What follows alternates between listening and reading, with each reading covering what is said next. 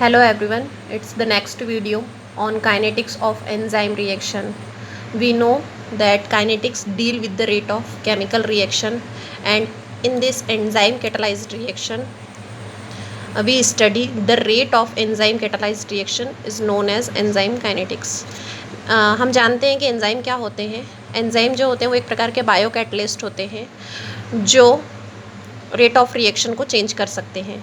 आज हम उसकी काइनेटिक्स के बारे में पढ़ेंगे। हम एक सिंपल सा रिएक्शन कंसिडर करेंगे जिसमें एक एंजाइम एक सबस्ट्रेट के साथ बाइंड हो जाता है और एक फॉरवर्ड रिएक्शन के द्वारा एक ईएस कॉम्प्लेक्स बना रहता है। यह ईएस कॉम्प्लेक्स या तो रिवर्स रिएक्शन के द्वारा फर्दर एंजाइम और सबस्ट्रेट में टूट सकता है या फॉरवर्ड रिएक्शन के द्वारा प्रोडक्ट और एंजाइम में एंजाइम के रूप में अलग हो सकता है। तो इस पूरे रिएक्शन में हम यह देख रहे हैं कि यह ES दो प्रकार से कंज्यूम हो रहा है।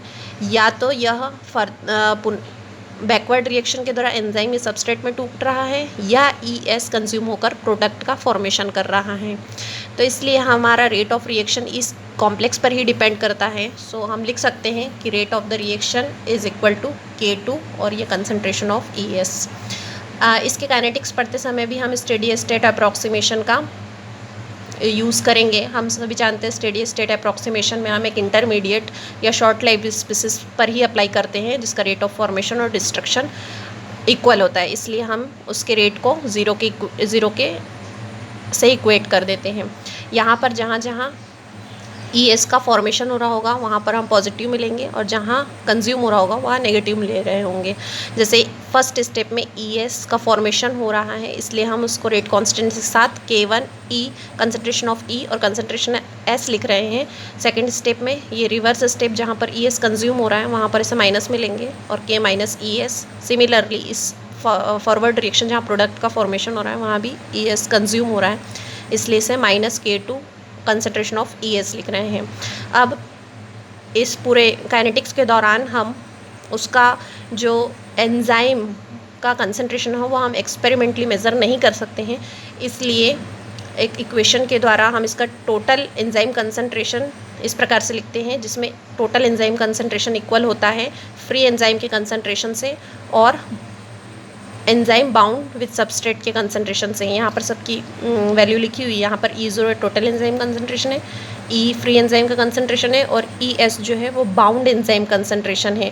यहाँ से हम एक फ्री एंजाइम का कंसंट्रेशन निकाल सकते हैं जिसमें हम टोटल एंजाइम के कंसंट्रेशन में से बाउंड एंजाइम के कंसंट्रेशन को माइनस कर देंगे तो ये हमारी हो जाएगी इक्वेशन 4। अब इस इक्वेशन 4 की वैल्यू हम इस इक्वेशन 2 में रखेंगे तो हमें कुछ इस प्रकार की इक्वेशन मिलेगी जिसमें concentration of ES complex is equal to K1। E की जगह पर ये वैल्यू रख दी, S एज इट इज़ है और ये पूरी इक्वेशन एज इट इज़ लिखी हुई है।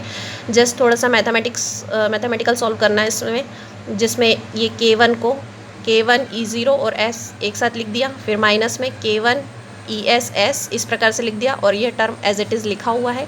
इसको थोड़ा सा सॉल्व करेंगे जिसमें चूँकि ये पूरी इक्वेशन 0 की इक्वल है इसलिए हम विदाउट ES वाली क्वांटिटी को लेफ्ट हैंड साइड में लिखेंगे और ES वाले टर्म को राइट हैंड साइड में लिखेंगे। अब हम इसमें इस राइट हैंड वाले टर्म में से कंसंट्रेशन ऑफ ES यानी ES complex enzyme substrate complex को अलग कर लेंगे और जो रिमेनिंग क्वांटिटीज़ है उसे ब्रैकेट के अंदर लिखेंगे।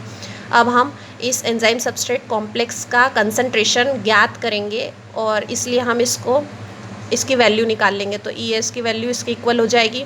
चूँकि रेट जो होता है वो इसके कंसंट्रेशन पर ही डिपेंड कर रहा है इसलिए इसकी वैल्यू को हम इक्वेशन फर्स्ट में रखेंगे जिससे हमें रेट पता चल जाएगा। रेट की इक्वेशन में रखने पर हमें कुछ इस प्रकार का एक्सप्रेशन मिलेगा।